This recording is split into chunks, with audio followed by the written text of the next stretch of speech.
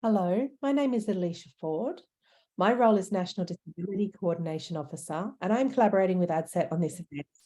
This session is being live captioned. To enable captioning, click on the CC button at the bottom of the screen. We also have captions available via browser, which will now be added to the chat box. I want to welcome you to this session, Universal Online Design, informed by accessibility, usability, and social learning frameworks, and our presenter, Ray Jobst. Please note that information about captioning and etiquette for this session to run smoothly are in the chat and on the ADCET UDL Symposium page. This session is being recorded. Turn off your camera and your mic for the session if you don't wish to be visible on the recording. Please use the Q&A function to post questions to the speaker. And don't forget to tag us on your socials with hashtag UDL Symposium 2023. Over to you, Ray. Thanks so much, Alicia, and thank you also to Helen, who's creating the captions, and to Darren, who made sure all of the technology is working smoothly this morning. So everybody's, I think, come from that keynote. What a great keynote. What a great way to start the day this morning. Lots of lessons for all of us in today that we can take back to our workplace. So as I go through this session, we're going to be looking at what we can learn from the field of usability research and also the field of social learning. And as you participate in this session, I hope that you also not just learn from the ideas that we discuss and cover today, but also your evaluation of the way the session is presented and facilitated. So just going through some of the slides here. Okay, so just to follow on from Alicia's housekeeping, the recording is on, and if you enable your mic and webcam, that will be captured in the recording, but you're welcome to do that. Captions and transcript is available. If you haven't viewed the full transcript in Zoom before, you can access that at the bottom of your screen where the button Show Captions is. You can view the full transcript. If you're like me and occasionally zone out, then that is actually quite a useful tool. You can search via keyword. And I did that in a session on Tuesday where I really wanted to go back to something the speaker said. Basically, the structure of this session, we've got 15 minutes presentation, 10 minutes discussion. And as with all of our sessions throughout this symposium, you're encouraged to use the chat. Just a hint, you can save the chat. You can't save the chat in the keynotes, but here in these presentations, you can, if you open the chat window at the bottom on the More or 3 dots button, if you click that, you can save. You can save the chat. I'd like to acknowledge the people who are the traditional custodians of the land on which each of us are located today, and pay respect to elders past and present, and extend that respect to all Aboriginal and Torres Strait Islander people, including those who are here with us today. So today I'm located on our Logan campus, which is situated on the land of the Yagara, Turrbal, Yugarabal, Yagara and Yugambeh peoples. And on this slide is an artwork by Sid Domick. Those people who are with us from Griffith University will be well familiar with this artwork, and it's on display here in our Logan campus. So, as you would know, the PowerPoints and other resources will be shared with you after our session. But if you're like me and you like to take notes throughout a presentation, you might like to download the PowerPoint. The PowerPoint is available to you from Google Drive. On this slide, there's a QR code and also a tiny URL link. I'll pop the link into the chat and I'll also read that link out loud. tinyurl.com/UDL. You don't have to use capitals. You can just use lowercase. So /UDL-Ray, R-A-E. I'll just repeat that tinyurl.com/UDL-RAE. And when you open that file, if you go to the File menu, you'll have the download option there. So you can do that now, or you're welcome to use that later. You'll notice if you do open that file that I've got some hidden slides in there. So I did what many of us typically do, put way too much information and content and activities into the presentation, and then realized that time didn't allow for all of that. But I left those slides in there so that you can refer to those and maybe adapt or modify them for your own purposes. So just to start our session, we're going to quickly revisit the 3 principles of universal design for learning. So principle 1 is around that provide multiple means of engagement. Provide multiple means of engagement. And wow, didn't we see some great examples of that in this morning's keynote? So this really talks about the effective network, or our emotions and motivations, the why of learning. So when we're designing our learning, we need to think about our students and our learners and how we connect with their motivations. Principle 2 is multiple means of representation. So it's the what of learning. So are we providing text? Are we providing audio, video, all of those different modes of learning, but also that what? So are we looking at the theories, but also the stories and also the examples and case studies? So we're looking at a range of ways of learning that content. And then principle 3 is multiple means of action and expression. And here we're looking at the how of learning. The how do people learn? And this probably is the principle that really is most connected with the ideas that we're going to cover in this presentation. So now we're going to turn our focus from universal design for learning to the field of usability research. And we're going to particularly focus on how we present information. So how we present information, particularly in our online modes of learning. Now on this slide, we have 3 eye gaze maps, examples of 3 eye gaze maps. And these eye gaze maps are like heat maps, and they map the amount of time that a reader looks at a web page. And the red is particularly focused on where the reader focuses most of their time, the yellow on the next amount of time, the purple on a little bit of time. And each of these examples resembles the capital letter F. So this is called the F-shaped reading pattern. Now, it's not the only reading pattern. And we also acknowledge that these reading patterns have changed over time. So over time, as web page design has changed, and also as we use mobile devices more and more, these patterns have changed.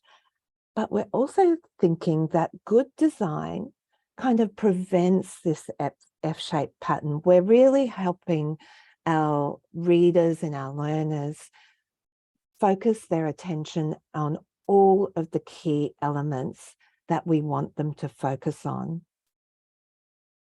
And when we think about the motivations behind these scanning patterns, then we're thinking about that people want to be productive. So they want to use their time well. They want to be engaged. So they want to know where to focus their attention. And they also want to be successful. So they want to get the information that they know they need, and also the information that they don't realize that they need. And when we design in this way, we also want to make sure that we're combating fatigue. And this is particularly important for, say, people who are using assistive technologies. So we're really thinking that attention is energy. And we want to help people conserve their energy. And we also want to make sure that, that we signpost things well. So we want to highlight what is critical. Whoops. So we want to design for how people read. We want our information to be scannable, to be concise, to be clear, to be consistent. So 4 B's there: scannable, concise, clear, and consistent. We want to speak simply, and we want to use the active voice. And we want to aim so that we don't bury the lead. And I'm going to talk about that in a moment. We also want to use images in a purposeful way. So the images that we use, even if they're icons, they are reinforcing our message and they're signposting what that message is. So when we talk about don't bury the lead, one way that we look at this is using this inverted pyramid concept. The inverted pyramid is like a triangle on its head or on its point. So the must-know information is really at the top of the page. And oftentimes we've been taught to write so that we get to that. We sort of write and we introduce concepts. And then as we go through our text and our writing, then we finally get to the must-know information. But the inverted pyramid prompts us to put the must-know information at the top of the page, the important to know information next, and the nice to know next. And so when we structure our information, we're also letting our readers or our learners know that this is critical, this is important, and this is nice to know. So this is extending or adding to what we've already said on the page. So an example of this is, say, how we write instructions for assessment. On this slide, we have around 230 words, which is kind of a typical start to instruction information around an assessment task. This assessment task, the first sentence says, you must complete and record an oral presentation which draws upon your environmental analysis, and goes on and on. It mentions marking criteria in the middle of that 200 words. Right at the very bottom of those 230 words, it mentions the length of the video as being maximum of 5 minutes long. Now, in my mind, that is actually highly critical information because that really helps your students focus their design of their video, the design of their assessment task. So that actually should be way up the top. So let's look at an example of a refurb. So on this slide, we've got a revision of that assessment information. The very first thing on this slide is assessment task dash 5-minute video pitch to company CEO. So I'm just going to repeat that. 5 minutes, the length of time. Video pitch, it tells your students what type of video it is. So already it's a pitch. I'm trying to convince somebody of something. To company CEO, my audience. Then underneath that title is a heading, scenario. And the first sentence under that heading says, based on your written environmental analysis, you are seeking executive endorsement of your strategy. So in that title and that first sentence, your students have very important critical information about their task. Then there's another 2 sentences around the audience. And the third sentence says the executive are known for sticking to time limits and will not watch a second over your allocated time. So the constraints of the task are highly visible. And there's also an image there that kind of reinforces the nature of this video pitch. So now let's turn our attention to social learning. And we're going to look at this really, really quickly. So social learning, what can we take from that? We know that belonging matters. This has come up several times in other sessions. So one quote around this is, at the heart of successful retention and success is a strong sense of belonging in higher education for all students. So what does that mean for us? This concept of legitimate peripheral participation can be quite useful. So our role as facilitators, as social learning facilitators, is to consider that participation on the periphery, on the outer, and this slide has 3 concentric circles. So periphery is where students are participating as newcomers, and this is where they're looking to build their sense of trust and safety. And then we go to more active participation, engagement, and then to the center, which is mature participation and leadership. So how do we as facilitators support our students to come in from the periphery into that more active role? Also acknowledging that the participation on the periphery is legitimate, that observation is legitimate participation. And one way we can do that is looking at Salmon's 5-stage model. So in the slides, when you view these, there's a detailed text description of this model. It's 5 stages, and it is presented as a series of steps where you, I guess, at the bottom with that wider base, it's conveying that this is actually where your facilitation is going to most time. And as you go up the steps become smaller and smaller to the point where you're easing back and you're letting student leaders emerge and take some of that facilitation role. This model also acknowledges the role of facilitation as well as tech support in that online space. And so as you look at each stage, you're not only facilitating the communication, but you're providing technical guidance around what to do. So in summary, what we've done is we've visited the UDL principles. We've looked at what we can gain from usability research. We've had a lightning fast look at social learning and a couple of concepts, legitimate peripheral participation, and I've flagged to you Salmon's 5-stage model. And we've reflected a little on practice along the way. So just before we go to the Q&A, I'd like you to write down one thing that you would like to remember. You can use a post-it note. I've written something down that I'd like to remember from my conversation with Darren before we started. You might like to share that in the chat if you're happy and comfortable to do that. So one thing that you'd like to remember. I'll give you a moment to do that. And on the next slide is my contact details, and I'm at Griffith University.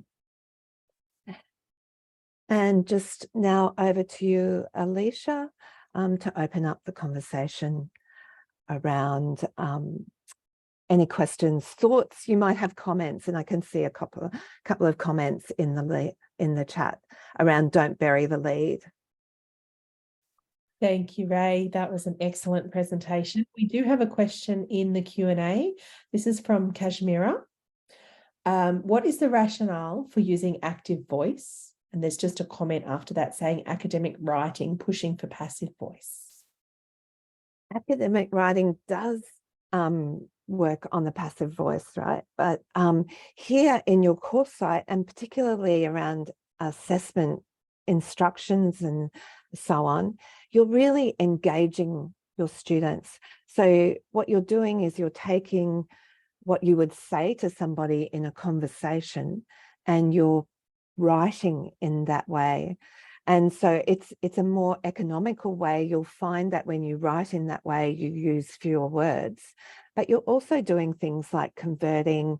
So say back in this example of the assessment instructions, I almost changed this see in this first sentence, it says, you must complete and record.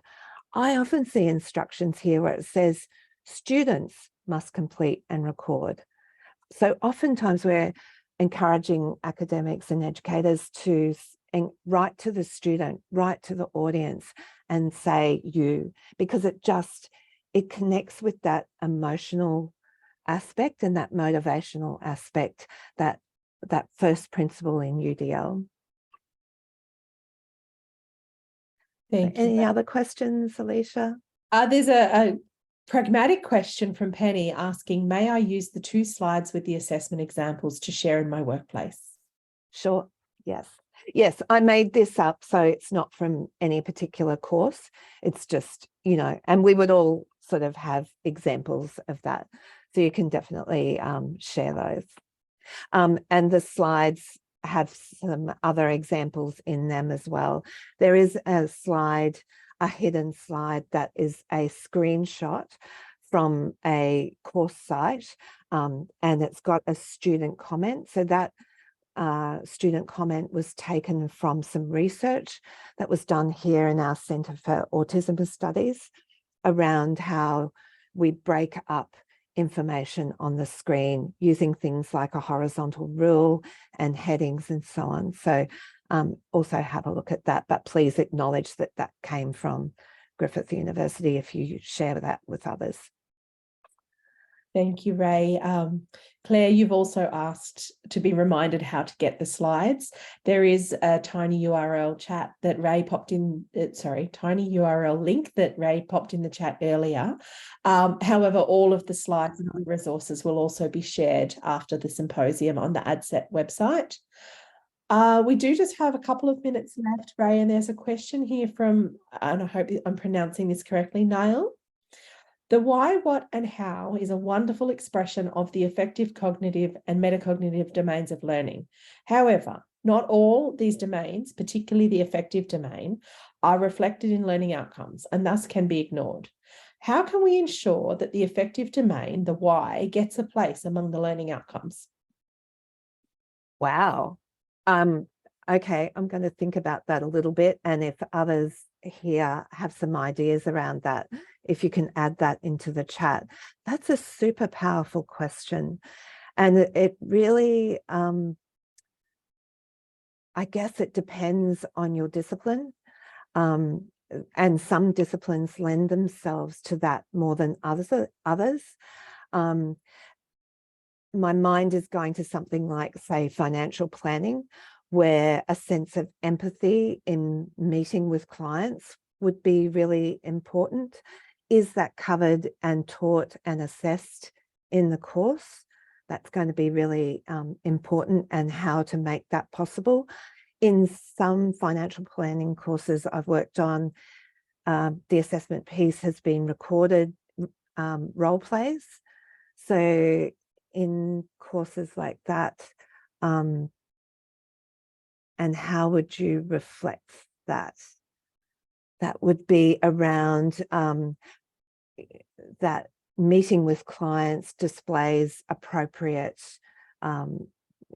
empathy, use of language, use of nonverbal behaviour, welcoming, and so on. You'd have to really work on that.